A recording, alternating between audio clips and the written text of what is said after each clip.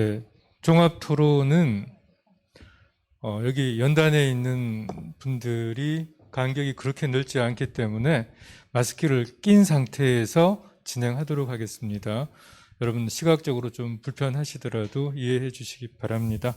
자, 종합 토론 사회는 우리 목요철학원의 기획부장인 타브라라스 칼리지의 이재성 교수님이 담당해서 진행하시겠습니다. 네, 지금부터 마이크 넘기도록 하겠습니다.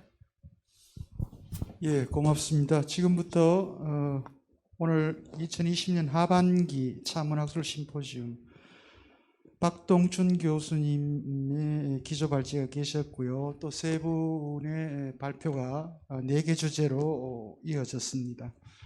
우리 시민 여러분들은 어떻게 들으셨는지 모르겠습니다만 처음 시작 때 제가 저희 목요철학원에서 이 차학술 심포지움을 상반기 하반기 기획했을 때 의도가 무엇이었고 어떤 문제의식을 갖고 출발했던가 하는 것들에 대한 어떤 나름의 시민 여러분들은 답변을 얻으셨는지 모르겠습니다.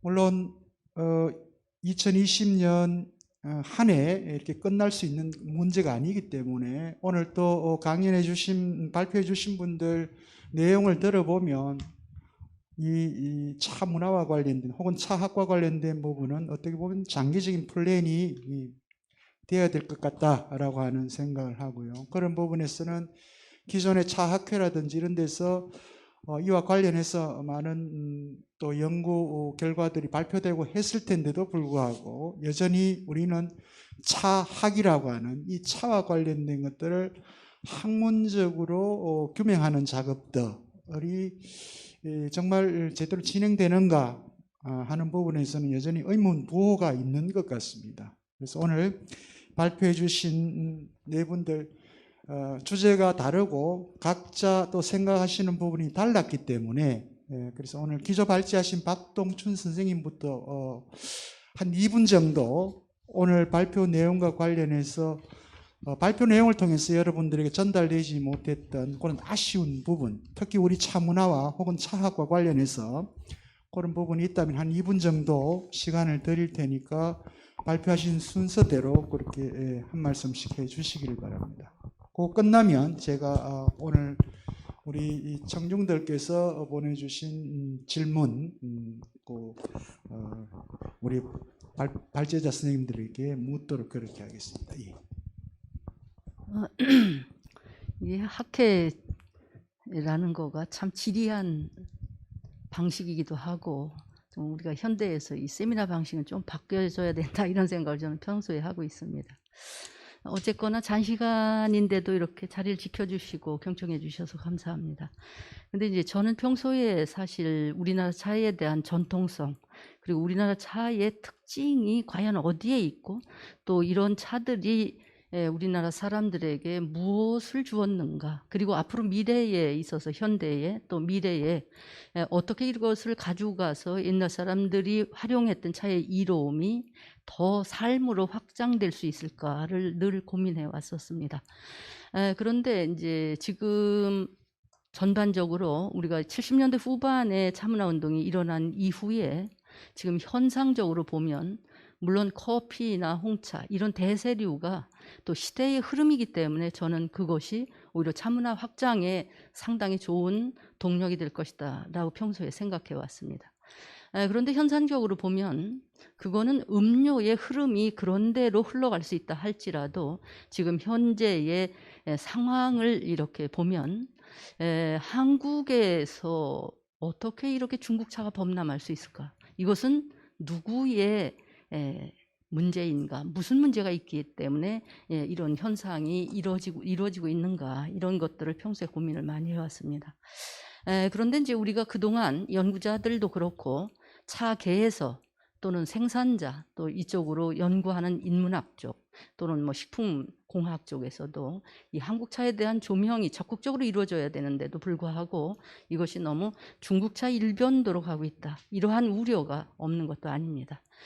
그런데 우리나라 토양에서 생성된 물론 이것이 외래의 문화였고 우리나라에 와서 우리나라의 나름대로 시대마다의 특성을 갈무리하면서 발전 또는 태보를 거쳐왔던 이 차문화가 현대에 와서 우리의 선조들이 즐겼던 그 차에 대한 이로움들이 다시 조명되면서 우리의 삶에 투영됐으면 좋겠다. 이런 소망을 가지고 있습니다. 저 같은 연구자도 한국차의 좋은 점들을 여러분들한테 더 많이 알려주고 그 특색이 어디 있는가, 그리고 또 그것을 마시면 실제로 우리 삶에 어떠한 좋은 점이 있는가를 적극적으로 개진해야 한다라고 하는 소명이 또 없는 것은 아닙니다. 그런데 문제는 언제나 차문화가 발달할 때는 좋은 차가 생산도 됐지만 애호층의 차에 대한 관심이 그 시대를 풍미했다고 하는 역사성을 비교해 볼 때 우리들도 우리 차에 대한 좀 미흡하더라도 그런 한국차가 가지고 있는 그런 좋은 점들을 찾아나가서 소비자들이 재달을 하는 사람들에게, 산업 쪽에, 또 저 같은 전문 학자들에게 이러이러한 것들이 요구되는 흐름이 좀 생성됐으면 좋겠다, 이런 생각이 듭니다. 그런 의미에서 초이차가 가지고 있던 전통적인 그러한 초이가 일궈낸 초이차의 특징이라고 하는 것이 우리의 기호와 우리의 풍토에서 가장 적합한 것이라고 하는 확정적인 저는 생각을 가지고 있어서 이런 것이 조금 더 관심이 유발됐으면 좋겠다. 그런 의미에서는 초이차에 대한 오늘의 재론의 그 의미가 나쁘지는 않았다, 이런 생각이 들었습니다. 감사합니다. 예, 고맙습니다. 어떻든 한국차의 고유성을 좀 더 확산시키기 위해서는 생산자와 연구자의 상호 결합들이 굉장히 중요한 것 같고요. 아마 우리 박동춘 선생님께서는 특히 이 초이차가 그나마 우리 이 차학이라고 하는 이 연구 영역과 결합시켰을 때 한국차의 가장 대표적인 그런 성격을 갖고 있지 않을까라고 하는 그런 오랜 연구 결과이기 때문일 것 같기도 합니다만, 저희들이 앞으로 또 더 살펴봐야 될 문제인 것 같습니다. 두 번째, 우리 발표해 주신 박영식 교수님, 특히 조선시대에 요즘 용어로 하면 차 산업이 상당히 발달했던 것 같다. 각종 문헌으로 봤을 때는 이 조세 시스템에서 아주 중요한 역할을 했기 때문에 우리가 생각하는 뭐 차는 다 중국과 관련되어 있다라고 하기보다는 자체 우리 조선 땅 안에서도 생산지가 상당히 많았다라고 하는 것들을 이제 문헌을 통해서 밝혀주셨는데요. 그럼에도 불구하고 연구가 제대로 되고 있지 못한 것이 너무 안타깝다, 이렇게 말씀을 하셨는데, 혹시 더 앞으로 바람이 있거나 희망을 한다면 어떤 것이 있는지 한번 이분 내로 말씀해 주시면 고맙겠습니다. 예,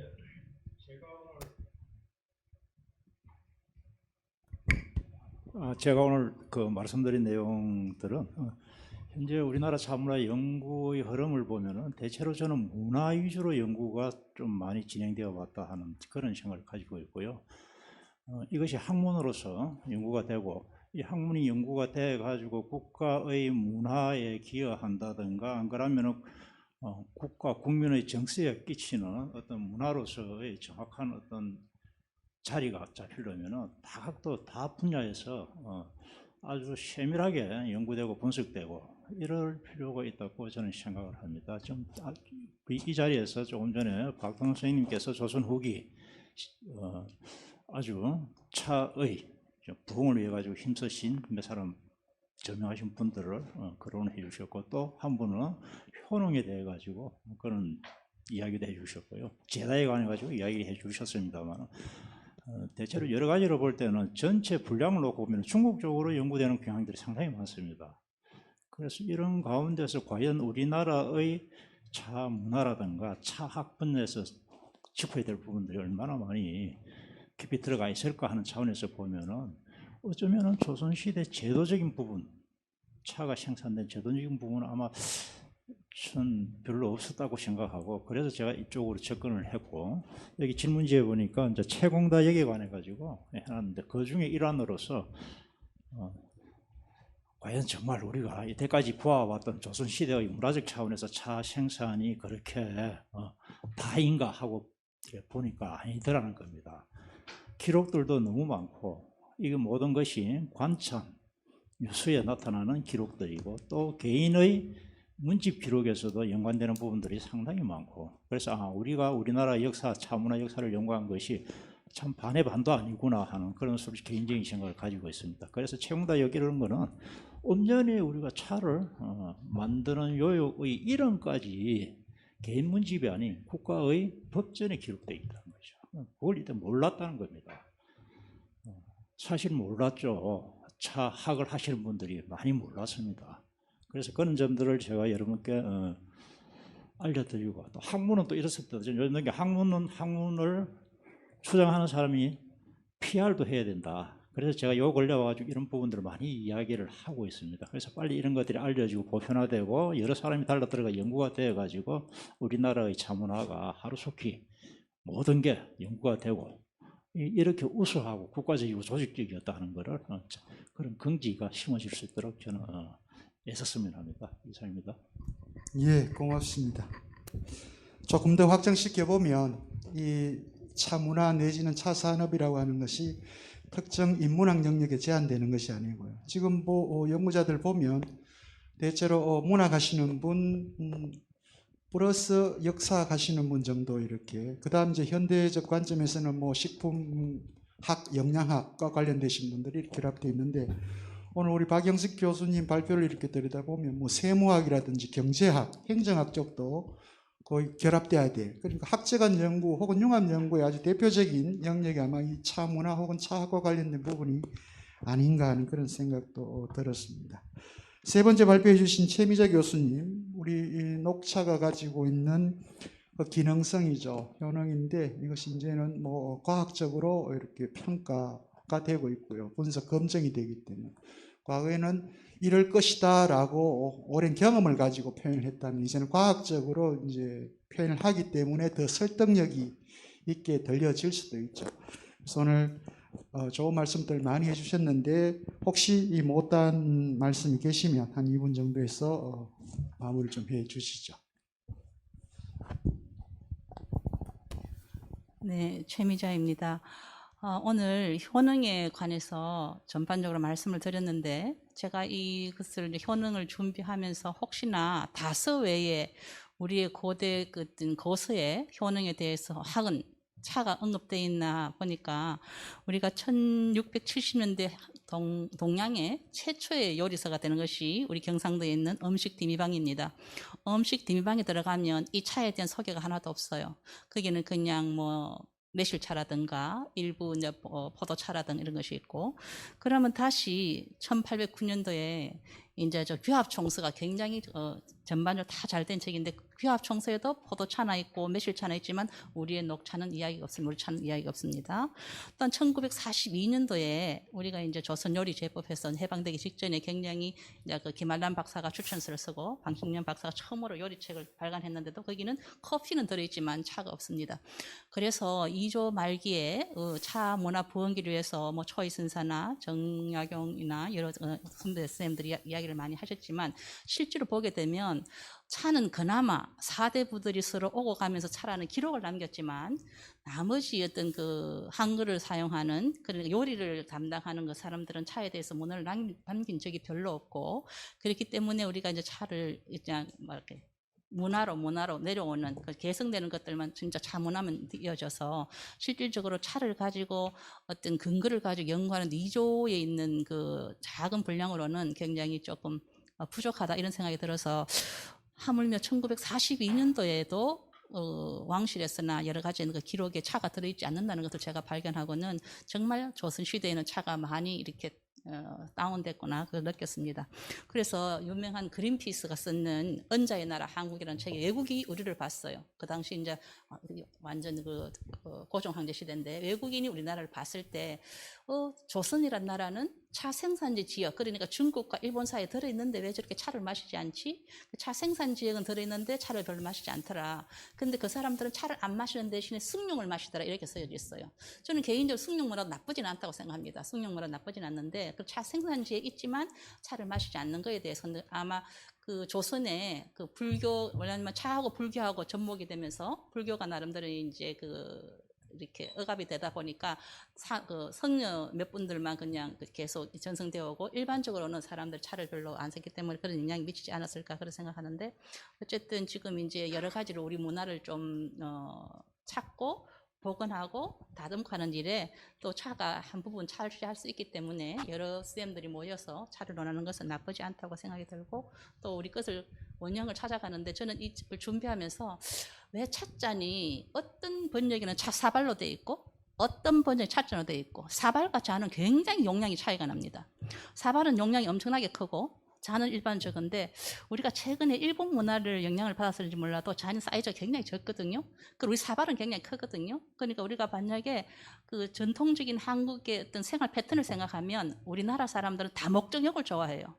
안방이 침실도 되고 식탁도 되고 손님도 맞이하듯이 이 사발은 국도 먹고 급하면 나물도 먹고 급하면 물도 먹고, 그렇게 해서 어떤 우리 고유의 굉장히 멀티 한 가지를 가지고 다양하게 쓸 수 있는 굉장히 지혜로운 그런 거에 대해서 지금 찻잔이 너무 일률적으로 적게 나오는 거에 대해서는 한 번쯤 또 우리 걸 찾아봐야 되지 않을까, 개인적으로 그렇게 생각합니다. 감사합니다.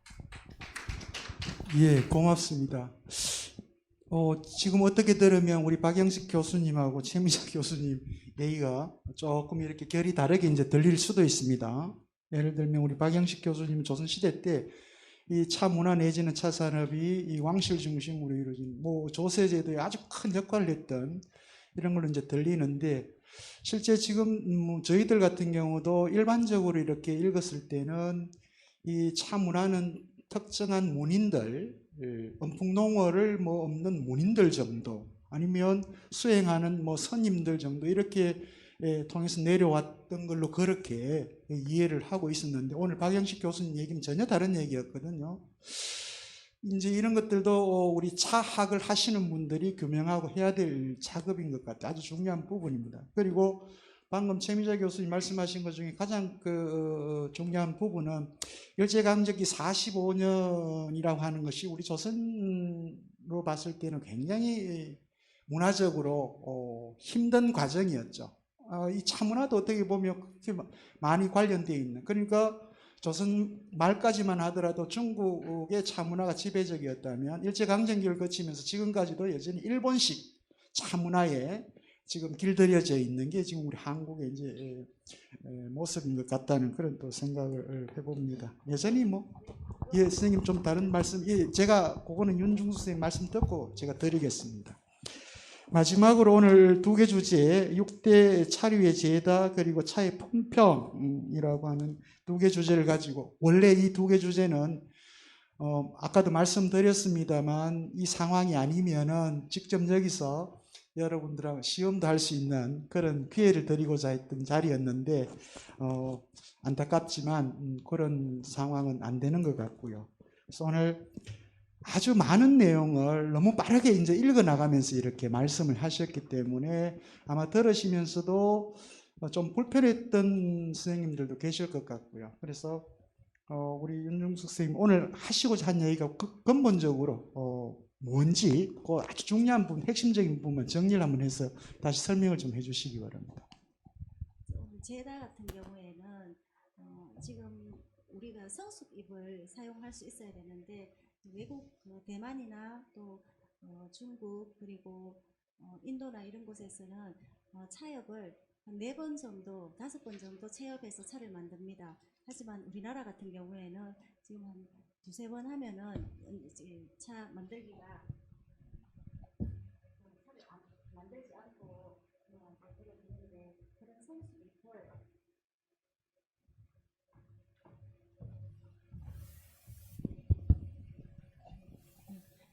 그런 성숙잎을 많이 사용하여서 이제 떡차는 제가 만들어 보니까 이제 품평도 하고 해보니까 떡차나 아니면은 발효차를 만들었을 때 풍미가 외국 차에 비해서 그렇게 나쁘지 않았기 때문에 조금 더 발전하고 개진한다면은 좋은 차를 만들 수 있을 것 같아서, 이제 고전이나 이런 차를 그런 책을 보고 이제 고전에서도 떡차나 발효차를 만들었거든요. 그래서 이제 연구하여서 성수잎을 많이 활용하고 버리는 찻잎이 없도록 그렇게 했으면 좋겠다는 의미에서 이제 오늘 그렇게 말씀드렸습니다.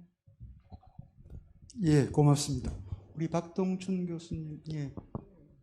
첨언하실 부분. 네, 아니요. 그저 최미자 교수님 질문에 제가 좀 답변을 해봐야 될 내용이 들어있을 것 같습니다.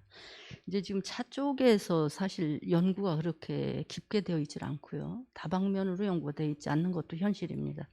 그래서 이제 차 사발이라든가 찻잔이라고 하는 것은 고려 때는 차 사발이죠. 완이라고 하는 거 사발이고, 그다음에 찻종이라고 하는 거가 이제 조선조에는 차가 그렇게 활용되질 못했기 때문에 고려에 비해서 찻잔의 규본이라든가 또 우리나라 차의 품병이 아니라 어떤 질에 대한 문제가 담론되지는 않았고요. 그거가 이제 조선 후기에 초일을 중심으로 한 북학파들의 교육을 통해서 차가 재론되는 것입니다. 그런데 그것도 30년밖에 안 되거든요. 그리고 그거가 일부 사람들이에요. 예, 그런 이제 한계가 있어서 지금 이제 우리가 고려나 조선이나 이런 거를 얘기를 할 때 찰잔의 분류가 그거를 시대별로 달리 번역을 해줬어야 되는데 그거가 혼용돼 있다라고 하는 것이고요. 그 다음에 이제 지금 규방청사의 16세기나 19세기 근대까지 차가 없었던 것은 15세기 태종조에 이미 기신제에서 차가 단술로 대체됩니다. 이것은 예조의 권위에 의한 것이죠.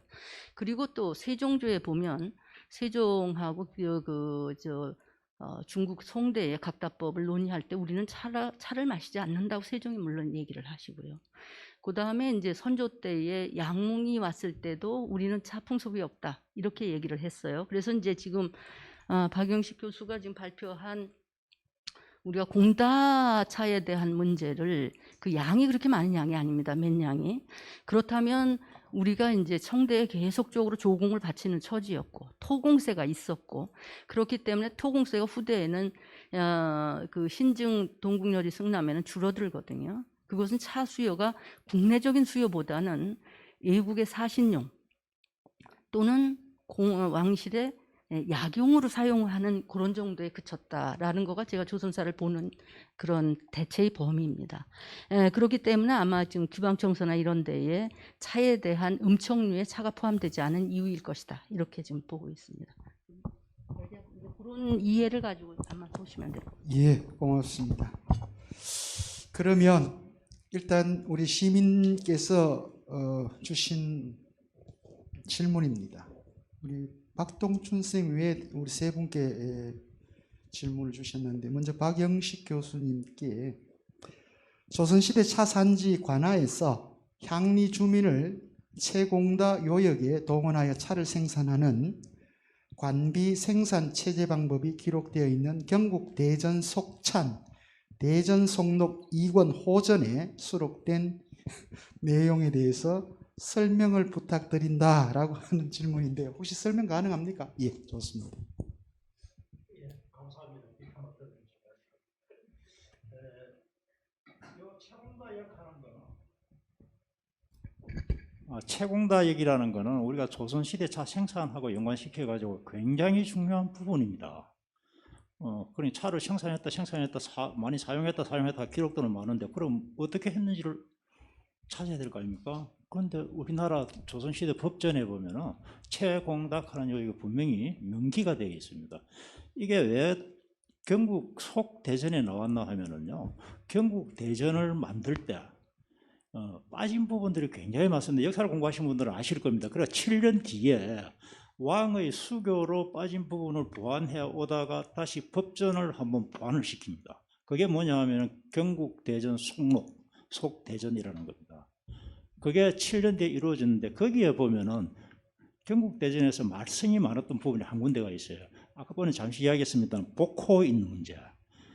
조선의 역사가 깊어갈수록 국가 공로자들이 많다 보니까 왕이 요역을 면제해주는 사례들이 굉장히 많았습니다. 전쟁이 나가지고 공을 세웠다. 안 그러면 외적 투벌하는데 공을 세웠다. 안 그러면 어떤 뭐 지방 일에 공을 세웠다. 이래가지고 그렇게 면제해주다 보니 이게 누적이 돼가지고요.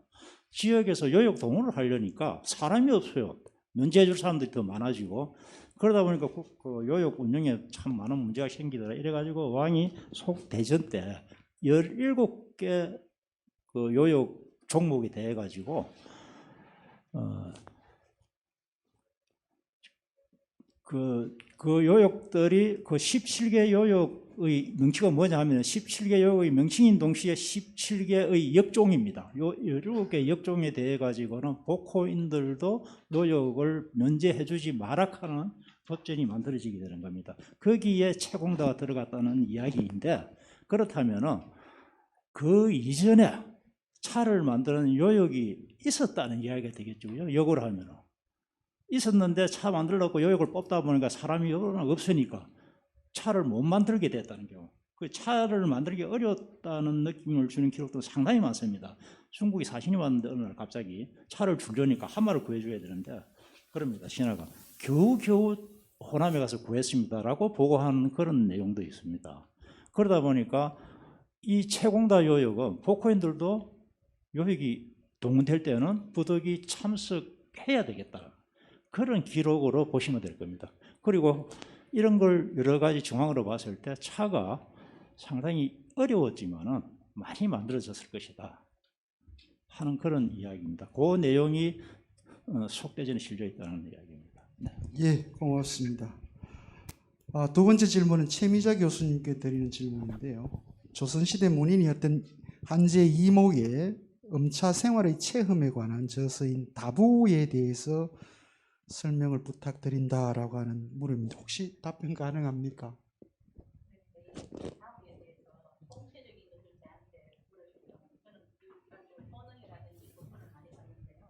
다부라는 텍스트가 어떤 책인지 간단하게 설명해 주시죠. 네, 이 한제 이목은 불행하게도 30을 넘기지 못하고 27에 하신 안타까운 분이죠. 그냥 아주 영리하신 분인데, 이분이 이제 그 고려 시대에 왕성한 차문화 시기가 끝이 나고 조선 시대에 들어오면서 이제 국가적으로 불교를 억압하기 시작하면서 이 차문화가 이제 일부 성년인들이나 그 절 쪽으로 이렇게 하게 됐는데, 이 초기에 우리나라 최초로 다스라는 의미에서는 굉장히 의미가 있다고 생각되어지고요.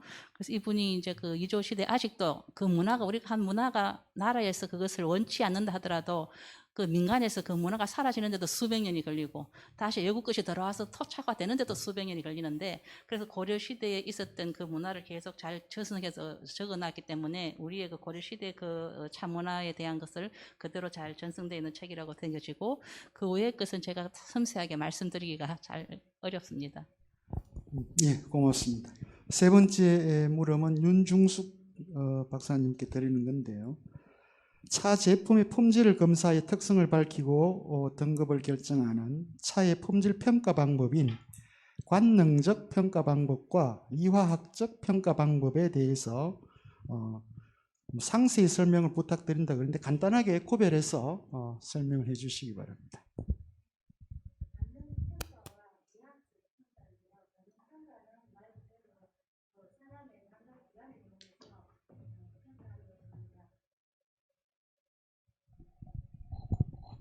사람의 감각 기관을 이용해서 평가하는데, 이제 사람의 오감을 이용해서 시각, 후각, 그리고 청각,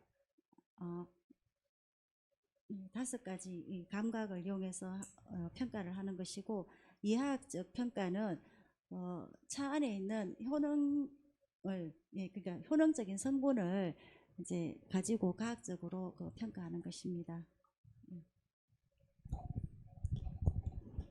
근데 차를 마실 때는 이 평가 방법 중에 어떤 평가를 더 우선시합니까?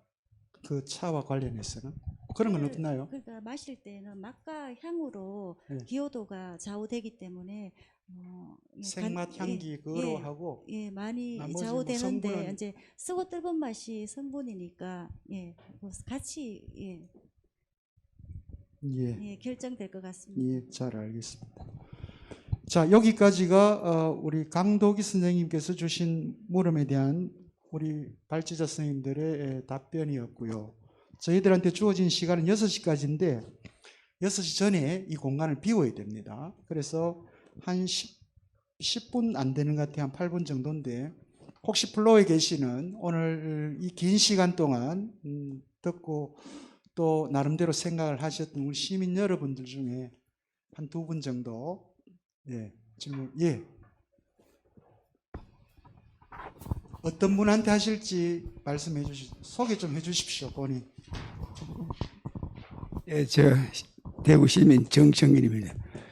오늘 발표하신 분들 전부 다 어떤 학문적인 근거에 의해서만 하시는 것 같아서 저는 이제 803 산 속에 혼자 사는 사람으로서 다상을 채워놓고 차를 오늘도 마시고 왔지만은 우리 지리산에도 가면은 그 차를 개인적으로 만든 사람 많아요.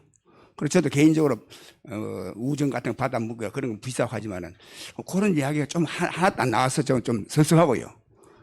그 다음에 또 우리 충담 스님이 그 사마리안 고개 넘으면서 그 경도왕님 만나가지고 그 하는 그런 이야기도 나와야 되겠고, 그리고 우리 한국적인 이 아까도 말씀하셨죠. 우리 너무 일본적이다, 중국적이다. 지금 이야기하는 게 전부 다 그런 거 아닙니까? 그리고 앞으로 우리 차 문화를 하려면은, 차 학을 하려면 한국적인 것을 파야 안 되겠나 이런 생각이 들어서 제가 뭐 전체적인 이야기를 하고 있는 중입니다. 그리고 실제로 저는 그 삼국유사 제1조 우리 그 당군 그 신화에도 쑥을 먹었다 했거든요. 그거 쑥자 알겠습니까? 이런 거 한번 생각해 보시고, 예. 쑥을 그냥 왜 먹습니까? 그럼 차라리 쑥, 제가 이제 쑥떡을 해 먹지만 실제로 쑥을 옛날에 우리 배 아플 때 하잖아요. 찍어 먹간다가 먹거든요. 그래서 저는 실제로 803에서 둥글레 꺾어가지고 그늘에 말려서 먹으면 맛있어요. 지금도 그거 먹고 있고요. 그 다음에 칡꽃도 따가지고 말라서 먹으면 되고요. 칡순도 따가 말라서 먹으면 되고, 아카시아 꽃도 따가 말라서 먹으면 돼요. 저도 그렇게 먹고 있었거든요. 그 다음에 산에 가면 황국, 노란국을 좀 하기 때문에 지금 한창 편인데, 지금 그 덕유산이라든가 또는 요래 우편에 가해산이 많아요. 요새는 전혀 없어요. 요새는 그 환경도 황국이 잘 없어요. 그것도 따가 먹으면 되거든요. 그래서 앞으로 이렇게 하려고 하면은 그 지리산에서 그 개인적으로 지금 덕금차를 만들고 있고 무슨 차를 만들고 있는 그런 사람을 좀 연구해 주면 어떻겠나 하는 이런 바람입니다. 그리고 저도 실제로 80년대에 그 보이차를 먹기 시작해가 뭔데, 요즘 보이차는 그때 맛이 안 납니다. 그러니까 중국 차라고 요새 볼 때 그 당시 보이차는 내가 볼 때는 30년 뭐 몇십 년 먹었는 보이차는 이제는 중국산 얼마 먹었더니 잘 만듭니까?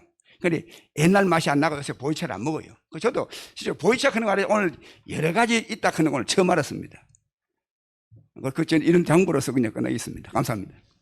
예, 뭐 질문이라기보다는 오늘 전체 관전평입니다. 그죠? 그렇게 듣고요. 혹시 우리 박동준 교수님께서, 그러니까 물론 야사 야담도 중요하지만 학문적으로 하는 데는 야사 야담은 좀 예, 박동준 교수님. 예.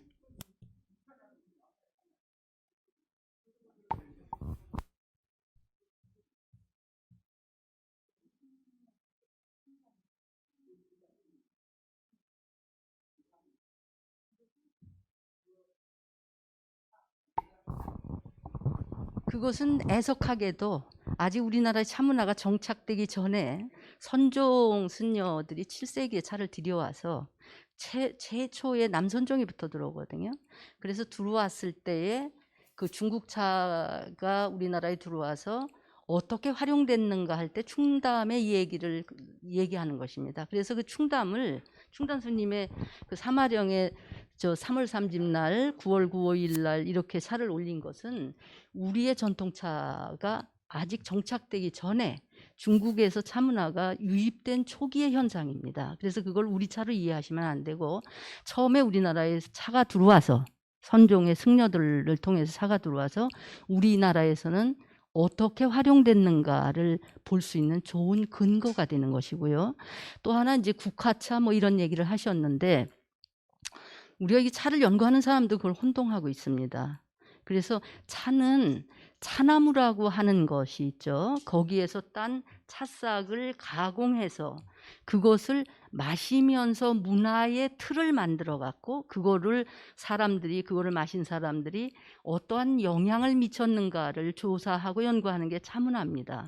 그래서 문화라고 하는 것이 어떤 것을 이용해서 어떤 것이 교화되거나 어떤 틀을 만드는 것을 문화라고 얘기하기 때문에 우리가 차문화다 이렇게 얘기할 때는 황국이나 우리가 음청류라고 얘기하는 것은 예예입니다. 그런데 이제 그게 지금 우리가 차 쪽에서 연구하시는 분들도 음청류도 차 쪽으로 자꾸만 이 범주를 들어가려고 해요. 그래서 이제 저 같은 경우에는 엄정하게 대용차로 분류를 해야 된다. 이런 학설을 저는 주장하고 있습니다.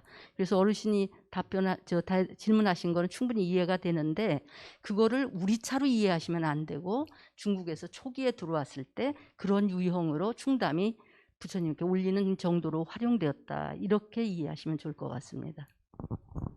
예. 예. 저는요, 박영식 교수님께 질문하고 싶습니다. 저는 차 공부하는 사람인데요. 조선시대는 차 문화가 쇠퇴된 시기라고 알고 있는데 교수님이 조세가 기록에 많이 남아있기 때문에 아니라고 말씀하시는 거 보면 그러면 차 문화 쇠퇴기로 안 보시는지 조선시대를 교수님께서는 그거를 질문하고 싶습니다. 다시 한번. 차 문화가 쇠퇴한 것이 아니고 혹시 융성한 걸로 이해를 하시는지. 그 보통 부분, 차 문화 예, 공부하시는 분 쇠퇴한 걸로 그렇게 이해를 하고 계시는데. 지금 그 부분이 이 모든 연구들의 결론이 될 것입니다. 하지만 아직까지 결론은 안 난 상태라는 걸 말씀드리고요. 제 개인적인 의견으로서는 현재 국가의 소용되는 관납차를 위주로 지금 여러분들에게 말씀을 드렸는데 여기에서 중간중간에 민간인 부분하고 연결되는 부분들이 상당히 많은데 저는 조금 희망적으로 생각을 합니다. 조선시대 차가 그렇게 민멸되지 않았다는 게 왜 그러냐면 조선 예를 들어 하나만 예를 들어 조선 후기에 초이선사의 초이차를 칭송했던 신희 선생이 남긴 신문에 보면은 뭐 어떤 행사 끝나고 차를 가지고 차를 사러 시중에 간다 하는 이런 글도 남아 있어요. 그리고 이분이 또 초이선사의 초이차를 먹고 시병서에 대해 가지고 이야기할 때도 남쪽에 많은 차가 난다라고 이야기한 부분이 분명히 있습니다. 그런데 지금 우리 차학을 하시는 분들 그거를 남쪽에 가지고 초이선사의 차로 지금 오해하지 않았나 하는 제 생각을 가지고 있어요. 그 당시에 만약에 좀 더 날카롭게 봤으면 남쪽에 많은 차가 난다는 그 부분을 초이차도 남쪽 차의 일부분이라고 생각했다면 이렇게까지 우리 차 학문이 정체되지 않았을 거다. 예를 들어 가지고요. 저는 조금 말이 심할지 모르겠습니다만 초이선사가 1830년대 다신전을 2년 전에 등표해가지고 일제에 가서 완성을 시킬 때 1824년도에 그 지나가는 길 화계에서 차를 만들어 가지고 맨발을 받쳤다 만들었다는 기록이 지금 존재하고 같이 병존하고 있습니다. 그런데 우리는 그걸 이제 무시한 거죠. 초이차가 초이가 다신전을 만들었다 하는 데만 너무 꽂혀가지고 지금 그 앞에 동네에서 차를 연전히 예납이라고 이야기했지 않습니까? 이렇게 예납하고 있었다는 사실을 잊어버린 거예요. 그래서 저는 전쟁이 참 심했습니다. 그리고 기근도 심했습니다. 경신 대기근카란 말이 있잖아요. 그때는 사람도 잡아먹었다 그럽니다. 그렇지만은 국가에서 필요한 국가의 공권력은 조세 부분은 그대로 돌렸다는 겁니다. 거기에 차도 포함되었다는 거고 저는 그렇게 생각합니다. 그리고 그 사이에서 유불 지식인들은 차를 드시고 얼마나 많은 풍류적인 시를 남겼습니까?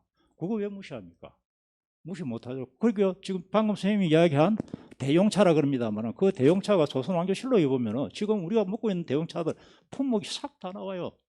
이전에 그분들이 조상들이 드셨다는 이야기죠. 저는 그런 차원에서 조선시대 어려웠지만 차문화는 이어져 왔다. 조선 후기에 새로 생긴 게 아니다. 일본 차의 문화가 우리한테 많이 배어 있지만 일본도 우리 차문화를 많이 가져갔다. 저는 이렇게 생각합니다. 예, 제 개인적인 생각이 많습니다. 제가 질문의 요지는요. 교수님께서 조선시대 차문화를 저희는 세태기로 계속 배우고 있는데 조세를 국가에서 했다는 것만 가지고 세태기가 아니라고 보시는지 그게 질문의 요지고요. 그리고 네, 임금께서 차를 쓰지 말라 했기 때문에 저희는 차를 우리나라에서 일반적으로 쓰지 않았다로 알고 있는데, 근데 이제 조세는 계속 이루어졌으니까 기록에 있으니까 차가 융성하게 쓰였을 것이다 하시는 거에서 이제 제가 의문이 가서.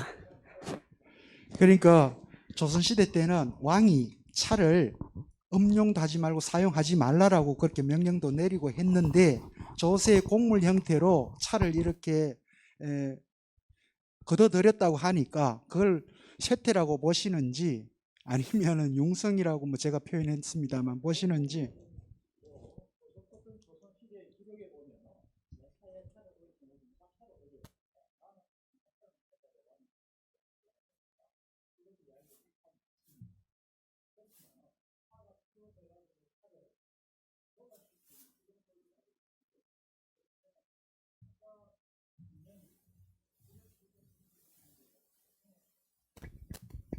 어느 한 부분만 보면 되지 않는다. 전체적으로 보자. 지금 우리가 대체로 차문화 개론서에 보면은요, 조선시대 차가 참 없어가지고 뭐 인삼을 썼다, 뭘 썼다 이런. 고려 시대에도 사신이 왔을 때 인삼차를 썼던 경우가 있습니다. 그렇지만 차를 안 쓴다고 하면 안 쓰진 않았어요. 또 차를 쓴 경우도 참 많았습니다. 그런데 그걸 어느 한 부분을 우리가 지역적으로 보지 말자는 겁니다. 전체를 보고 앞으로 차 공부하시는 분들은 공부를 하셔야지 나중에 또 다른 면을 볼 수 있다는 겁니다. 저는 개인적으로 힘들었지만 그래도 우리 차 문화가 그대로 이어져 왔다고 봅니다. 단지 어떤 때는 차를 2봉지 구하다가 없어가지고 1봉지만 먹을 때도 있고 뭐 이런 부분하고 우리가 좀 더 연구해야 될 부분은 시중에 차가 어떻게 유통됐는지 이런 건 아직 안 밝혀졌어요. 그리고 기록 놓은 차, 천지차가 뭔지 작설차가 어떤 차인지 하고 분명히 이야기할 수 있는 어떤 근거가 아직 없습니다. 단지 주장은 많이 하죠. 그런 상황이기 때문에 좀 더 열린 시각으로 우리가 조선시대 차 문화를 받아들이고 이해하시고 공부를 하시는 게 좋을 것 같습니다.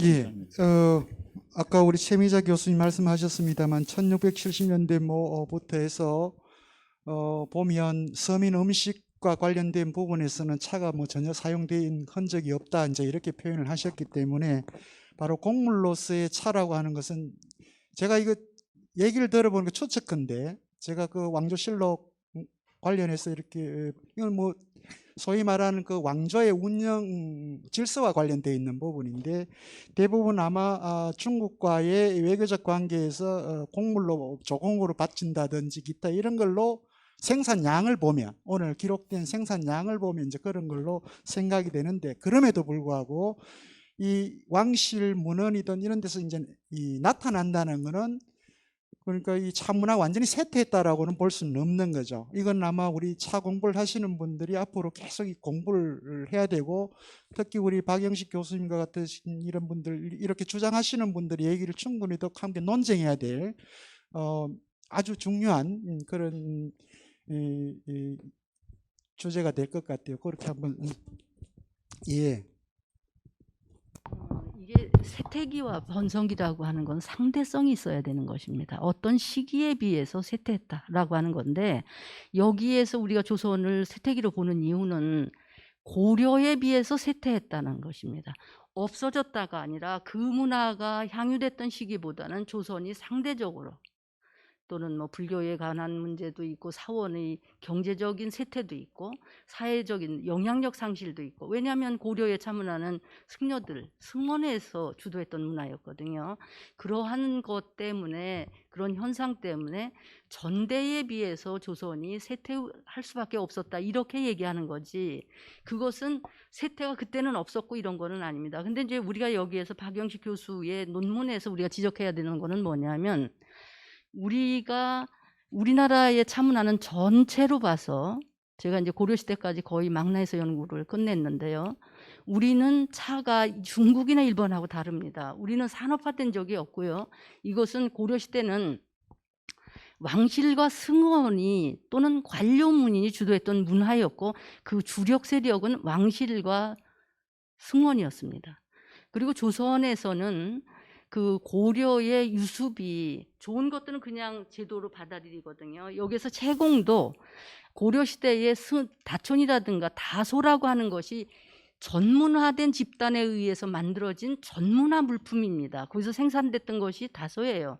그리고 소라고 하는 거가 그냥 그런 개념을 가지고 있거든요. 그렇기 때문에 이 채다고 채공다라고 하는 그러한 제도도 고려에 납품제도가 있었기 때문에 토공제도가 있었고 차세가 부과됐기 때문에 이런 유형의 하나의 일부로 조선에서 제도적으로 그냥 입장을 고수한 게 아닌가 저는 그렇게 보고 싶고요.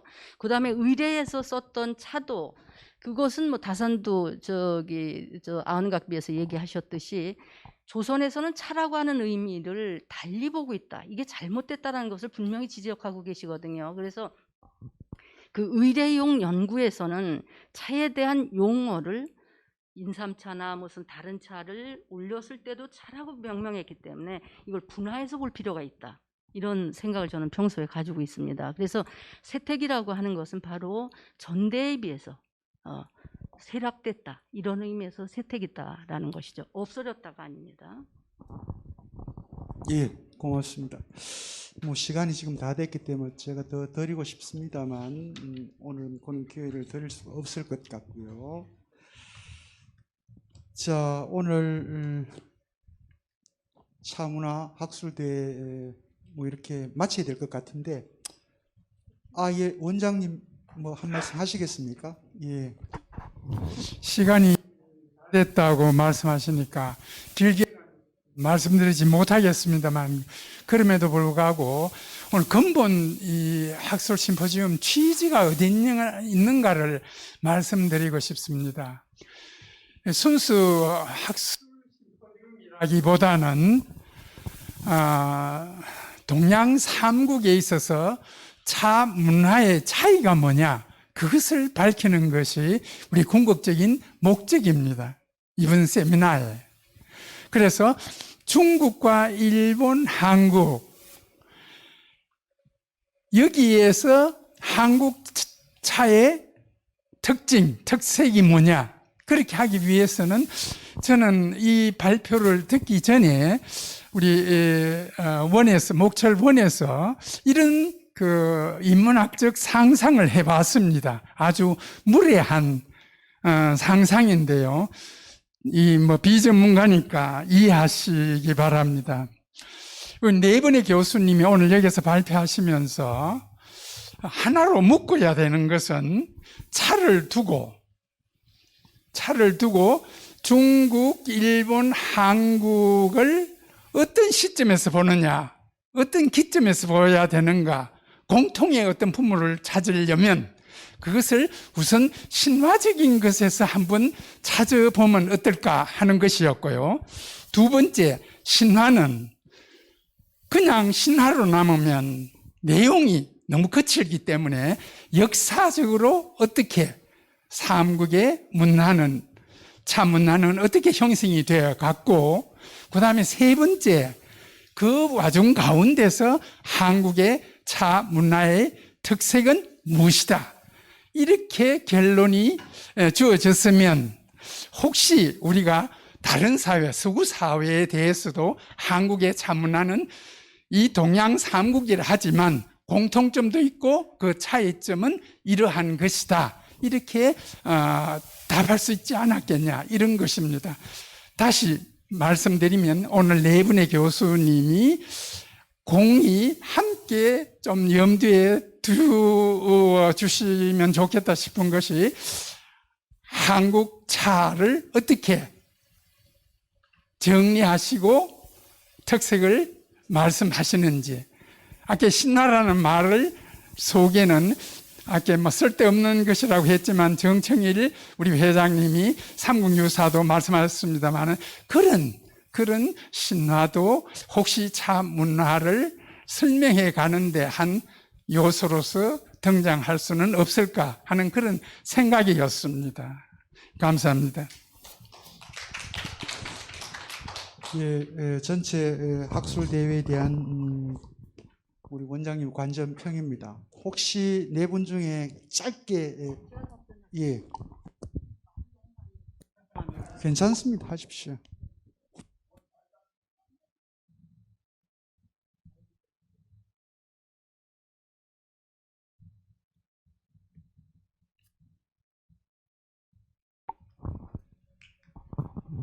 아까 신화라고 하는 것은 우리가 어떤 상징성은 담고 있지만 역사 내에 포함시키지 않았던 거가 역사학계의 인식이었습니다. 근데 요즘은 역사학계에서 신화도 하나의 역사의 부분으로 포함시켜야 된다. 이런 것이 연구자들의 공통된 인식입니다. 그런데 이제 지금 말하고 하는 역사 관련된 것은 차하고는 관련이 없는 것 같고 그런 다른 버전으로 해석해야 되지 않을까 이렇게 생각이 됩니다. 그리고 이제 한국 차가 중국 차하고 일본 차하고 어떤 특징을 가졌느냐 이것이 담론적으로 여기서 엮여져야 된다고 하는 것을 원장 선생님께서 요구하셨고 그게 의도였다고 한다면 지금 예람되지만 여기 섹션의 구성이 잘못됐습니다. 그렇다면 차문화의 전례서부터 우리가 어떠한 차문화가 형성됐고 우리는 한국화를 하기 위해서 어떤 노력을 해왔고 어떻게 특징으로 규정해야 하는가라고 하는 것을 전체적인 섹션으로 잡으셨어야 됩니다. 그런데 지금 차 품평이나 차의 제다 방법론이나 또는 뭐 성분 좋습니다. 이것은 아직 성분이 중국 차하고 일본 차하고 우리나라 차의 성분이 대체적인 성분의 그러한 대범위만 우리가 연구되었을 뿐 분별할 수가 없습니다. 그리고 또한 저는 그 문제에 대해서 상당히 고민을 많이 하고 있어서 아까 제 논문의 발표에서 대략 우리나라는 이러한 특징을 계속 고수하려고 노력해왔다. 그래서 고려는 어쩌고 간략적으로 이렇게 말씀을 드렸잖아요. 그런 것은 우리 민족이 어떠한 문화를 들여왔든 간에 지금 근현대사에서도 마찬가지고요. 그다음에 고대에서는 선진국이 중국이었기 때문에 당으로부터 송으로부터 명으로부터 청으로부터 물론 청은 배제된 것이고 조선 후기에 북학파의 학자들이 청을 인정하자고 얘기를 했던 것이죠. 그러면 우리는 당이나 송으로부터 유기적인 애교, 정치, 종교, 문화 또는 사상 이런 것을 교유하면서 한국화를 충실히 이행해 왔습니다. 그것이 바로 고려 때는 고려가 7세기에 차문화를 가져와서 완품의 병차를 가져왔고 다환을 가져와서 청자로 완성한 것이 고려였습니다.